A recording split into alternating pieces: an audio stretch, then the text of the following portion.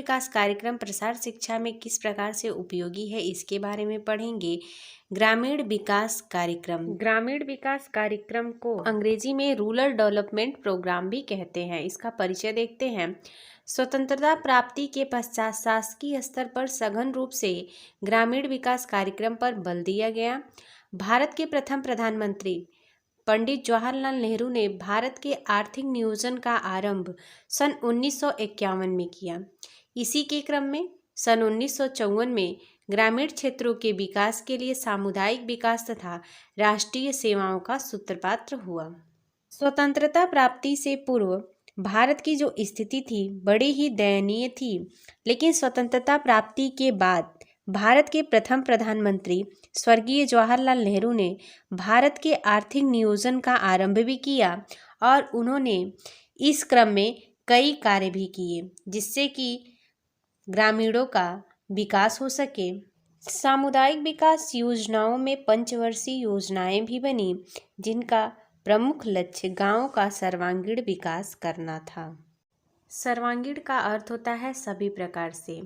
प्रसार शिक्षा का यही मुख्य सिद्धांत है कि वह ग्रामीणों का सभी प्रकार से विकास करे, चाहे वो कृषि के क्षेत्र में हो, उद्योग के क्षेत्र में हो, पशुपालन के क्षेत्र में हो या किसी भी क्षेत्र में हो। ग्रामीणों का सभी प्रकार से विकास करना इस शिक्षा का मुख्य उद्देश्य है। ग्रामीण विकास कार्यक्रम के अंतर्गत पंचवर्षीय योजनाएं भी बनी, जिनका प्रमुख लक्ष्य गांव के किसानों का विकास करना था। इस योजना में ग्रामीण विकास कार्यक्रम पर भी बल दिया गया। अनेक वैज्ञानिक प्रयत्न किए गए, जैसे कि कृषि प्रसार केंद्र, कृषि विज्ञान केंद्र, कृषि अनुसंधानशाला, कृषि महाविद्यालय आदि खोले गए, जिससे कि गांवों का सर्वांगीण विकास हो सके और नई प्रकार की तकनीकें कृषि क्षेत्र में प्रयोग हो सके। सरकारी स्तर पर अनेक कार्यक्रम चलाए गए तथा व्यक्तिगत स्तर पर भी ग्रामीणों की सुधार की दिशा के लिए कई प्रकार के प्रयत्न किए गए। इतना ही नहीं बल्कि सरकार द्वारा कृषि प्रसार केंद्र, कृषि विज्ञान केंद्र, कृषि अनुसंधानशाला और महाविद्यालय भी खोले गए, जिससे कि नवयुवकों और किसानों का विकास हो सके और वे नई तकनीकों को सीख करके अपना भी विकास कर सके और कृषि उपज को बढ़ावा मिल सके। इतना ही नहीं, सरकारी और व्यक्तिगत स्तर पर अनेक प्रकार के ग्रामीणों के सुधार के लिए कार्यक्रम चलाए गए और बहुत सारे प्रयास किए गए, जिसमें से कुछ की चर्चा यहाँ पर की जा रही है, जो इस प्रकार से है। इसमें पहला कार्यक्रम है हरित क्रांति। हरित क्रांति के अंतर्गत निम्न बिंदुओं पर ध्यान दिया गया, जो इस प्रकार से है। पहला है अधिक उपज देने वाली किस्मों का प्रयोग, दूसरा है बहुफसल, तीसरा है लघु सिंचाई, चौथा है कृषि उत्पादनों का मूल्य निर्धारण, पांचवा है विभिन्न निगमों की स्थापना, छठा है भूमि सुधार एवं संरक्षण, सातवां है पशुपालन का विकास। चलिए अब इसमें एक एक को देखेंगे कि हरित क्रांति के अंतर्गत जो निम्न बिंदुओं पर ध्यान दिया गया, उसमें किसानों को, युवकों को तथा ग्रामीण क्षेत्रों को कितना लाभ हुआ, इसके बारे में देखा जाएगा। तो चलिए स्टार्ट करते हैं इसके बारे में और पढ़ते हैं आगे। हरित क्रांति में कृषि विकास कार्यक्रम का जो एक आंदोलन के रूप में प्रारंभ हुआ, उसमें पहला था अधिक उपज देने वाली किस्मों का प्रयोग। इसके अंतर्गत धान, गेहूं, मक्का, ज्वार, बाजरा का चयन किया गया। इस विधि में अधिक उपज देने वाली किस्मों का प्रयोग किया गया, क्योंकि गरीब जनता कार्य तो करती थी खेतों में, लेकिन उत्पादन उस तरह से नहीं हो पाता था जिस तरह से होना चाहिए। इसीलिए सरकार ने इस क्षेत्र की ओर अपना ध्यान दिया और अधिक उपज देने वाली किस्मों को लाया। सन 1982-83 में इसे 4,77,00,000 हेक्टेयर भूमि पर लागू किया गया था। गेहूं की नई किस्में भी विकसित की गई तथा सर्वाधिक सफलता गेहूं की ही खेती में देखने को मिला। गेहूं के अलावा मक्का, चावल तथा अन्य प्रकार की किस्में भी विकसित की गई तथा इसमें भी सर्वाधिक उपज हुई। ग्रामीणों के विकास में हरित क्रांति के अंतर्गत अधिक उपज देने वाली किस्मों का प्रयोग इसीलिए किया गया ताकि अधिक उपज बढ़ सके और किसानों की तथा ग्रामीण जनता की आर्थिक स्थिति में सुधार हो सके। हरित क्रांति के अंतर्गत जिन बिंदुओं पर बल दिया गया उसमें अधिक उपज देने वाली किस्मों का जो प्रयोग किया गया उसमें तो सर्वाधिक सफलता मिली, परंतु बहुफसल योजना में कितनी सफलता मिली इसके बारे में चलिए आगे देखते हैं। बहुफसल योजना। हरित क्रांति के अंतर्गत बहुफसल कार्यक्रम को भी अपनाया गया। इस कार्यक्रम के अंतर्गत ऐसे प्रकार की किस्मों का प्रयोग किया गया, ऐसी प्रकार की फसलों को बोया गया जिसमें वो कम समय में ही पक करके तैयार हो जाए। इसके पहले नई प्रकार के किस्मों का प्रयोग किया गया, लेकिन इसी हरित क्रांति के अंतर्गत एक ऐसी योजना लाई गई जिसमें कम समय में ही फसल पक करके तैयार करने की योजना लाई गई, जिसमें धान की उन्नत किस्में जो कि 90 दिन में ही तैयार हो जाती थी। इसी प्रकार से मक्का, गेहूं की भी खेती की जाती थी।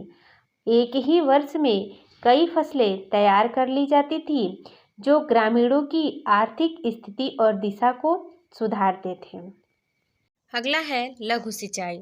लघु सिंचाई जो है वह सिंचाई से संबंधित है।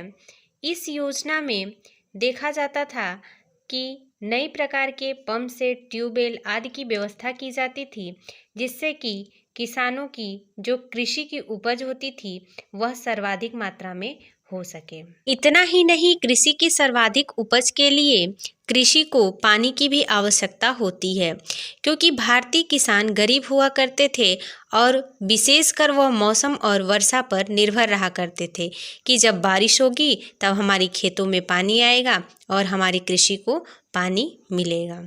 भारतीय किसान जो मौसम पर निर्भर रहते थे उनकी फसलें सूख जाती थी और बारिश होती ही नहीं थी। कभी कभी इतना सूखा पड़ जाता था कि उनकी जो कृषि थी काफ़ी नष्ट हो जाती थी।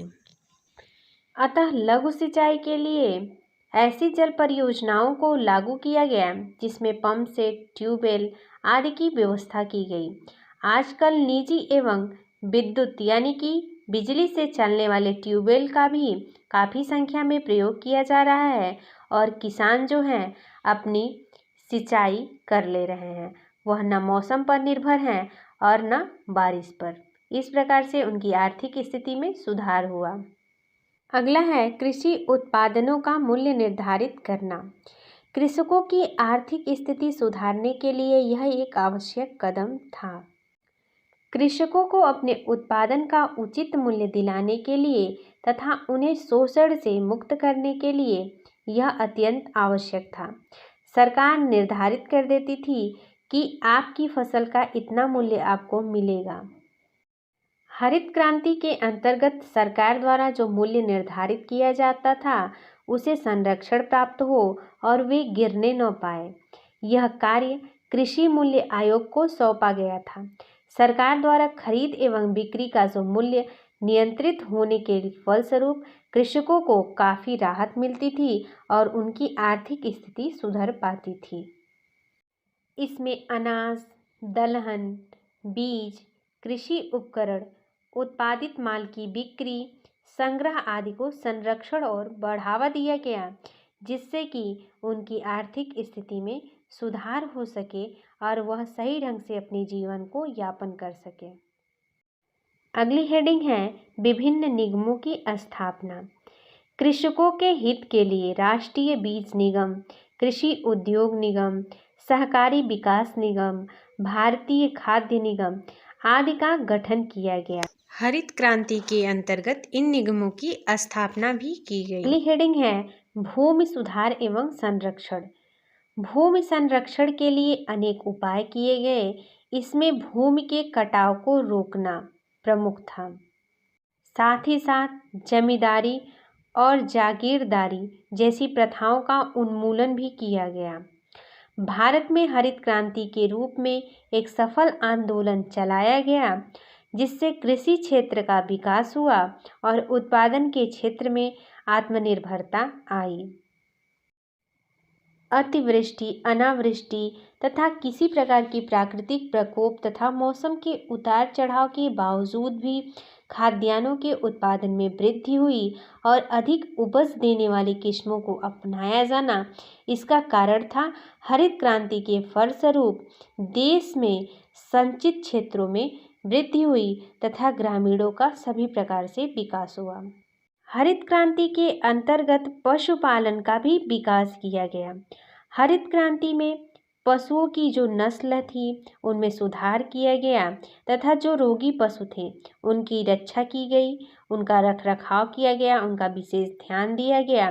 साथ ही मुर्गी पालन, भेड़ पालन, मछली पालन आदि प्रकार के जो व्यवसाय थे उन पर भी बल दिया गया तथा उनको भी प्रोत्साहित किया गया, जिससे कि ग्रामीण जनता का सभी प्रकार से उनकी आर्थिक स्थिति सुधारी जा सके तथा उनका जीवन स्तर ऊंचा उठ। हरित क्रांति के अंतर्गत डॉक्टर हनुमंत राव ने लिखा है कि हरित क्रांति के लाभों में गांव के सभी लोगों का हिस्सा है और इससे वास्तविक मजदूरी और रोजगार में भी वृद्धि हुई है। जिन क्षेत्रों में कृषि क्रांति का उपयोग हुआ है उनमें अधिक मात्रा में वृद्धि हुई है तथा सभी प्रकार के वर्गों को लाभ मिला है, चाहे वो उच्च जाति का हो या निम्न जाति का हो, सभी प्रकार के लोगों को इस क्रांति के अंतर्गत लाभ हुआ है।